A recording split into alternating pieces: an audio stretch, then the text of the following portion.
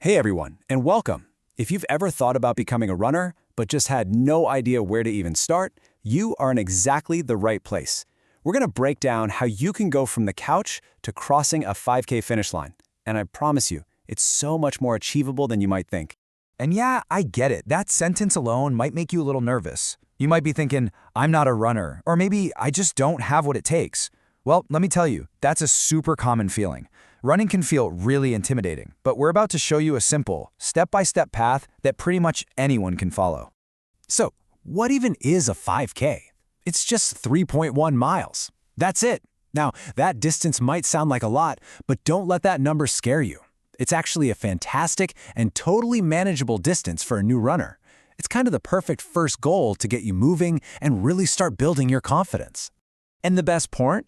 You can get there in just 7 weeks. That's less than 2 months from right now. This isn't some grueling, impossible challenge. It's a structured plan that's literally designed for beginners to succeed. Just think about that for a second. In only 7 weeks, you could be calling yourself a 5K finisher.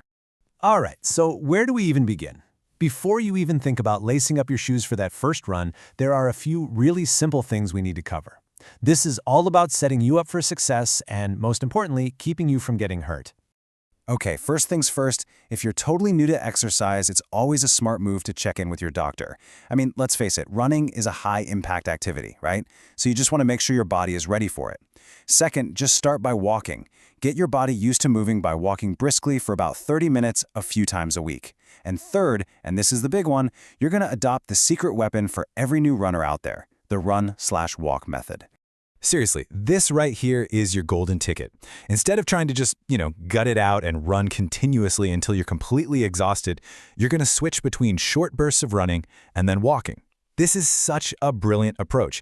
It lets your body adapt, it builds your endurance safely, and honestly, it keeps the whole thing from feeling like a chore. And let me be super clear here.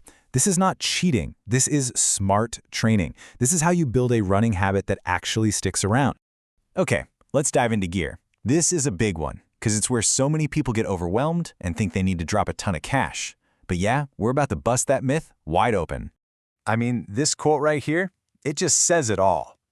Look, the running industry is jam-packed with expensive gadgets and super high-tech shoes. But for a beginner, a lot of that stuff is just a trap. It's not just that you don't need it. Some of that pro gear can actually hold you back. So just take a deep breath and put that credit card away for now. So what's really great here is just how simple the real essentials are.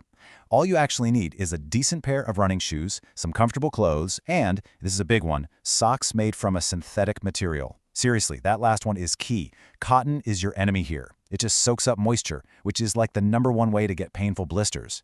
So you can totally skip the fancy carbon-plated super shoes, the massage guns, all those pricey GPS watches. For now, it's all just noise. Okay, so how on earth do you pick the right shoe? Well, for years, the advice was always about fixing your foot, getting special shoes if you pronate or whatever. But then modern science came along, and what researchers found was pretty fascinating. They discovered that when runners just picked the shoe that felt the most comfortable, like just based on their own feeling, their injury rates went way down. It completely flipped the old way of thinking on its head. And this right here is the why behind it. See, every single one of us has a unique way our body wants to move. It's called our preferred movement path. A shoe that feels comfortable isn't trying to force your foot into some perfect, correct position. Nope, it's just getting out of the way and letting your body move naturally. And that means less muscle strain, less fatigue. So the big takeaway here is super simple. When you're in the store trying on shoes, just forget all the tech jargon and trust how they feel. Your body really does know what it needs. Okay, you ready? It's time for the main event, the actual 7-week plan. This is your roadmap. This is how we get you to the finish line. Just look at how gentle this plan starts out. In your first week, you're only running for 15 seconds. That's it, just 15 seconds at a time. Then you get a nice, long 45-second walk to recover. See how manageable that is? It's not scary at all, right? And as the weeks go on, you just slowly, gradually start to flip those numbers. By the time you hit week 7, you've built up to running and walking for the same amount of time. It's all about those small, achievable wins. So, what does a whole week look like?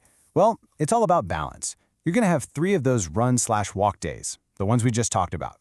Then on 2 other days, you can just go for a nice walk or maybe do some cross-training, like hopping on a bike or going for a swim. And here's the part people always forget. You get 2 dedicated rest days. And listen, that is not being lazy. That's when your body actually does the hard work of repairing itself and getting stronger. So think of those rest days as a non-negotiable part of your training. Okay, so once you start getting into a groove with the routine, you can begin to fine-tune a couple of things to make your runs feel even better. Let's talk really quickly about 2 big ones: fuel and form. You really just need a little bit of easy-to-access fuel in the tank before you head out the door. A super light snack about 30 to 60 minutes beforehand is perfect. Think a banana, a piece of toast with some jam, that kind of thing. It gives you quick, digestible energy. What you don't want to do is ask your stomach to do a whole bunch of work right before you ask your legs to do a whole bunch of work. That's why we stay away from anything fatty, spicy, or super high fiber right before a run. And you know what? You can do a really simple form check right in your living room. Just stand in front of a mirror and try a little single leg squat. Does your knee kind of drift inward? That could be a little sign that your hips and glutes could use a bit of strengthening. Or think about your last run. Did it sound like you were landing with a heavy thud? That might mean your calf muscles could be a little stronger. Again, these aren't, medical diagnoses. They're just little clues from your body, telling you where you can get stronger to keep problems from popping up later. And really, that's it. That's the entire toolkit. You've got the right mindset, you know what gear you need and what you don't, you've got the plan, and you've got the fundamentals. So let's wrap this all up with the key things you need to remember as you start this journey. Okay, if you walk away with nothing else, please remember these 4 things. 1. Start slow. The run/walk method is your absolute best friend, so embrace it. 2. Choose your gear for comfort, not for how much it costs. 3. Consistency is way more important than intensity. Doing 3 short runs a week is so much better than 1 crazy long run that leaves you wiped out. And number 4, listen to your body. If you're tired, rest. Don't ever try to push through real pain.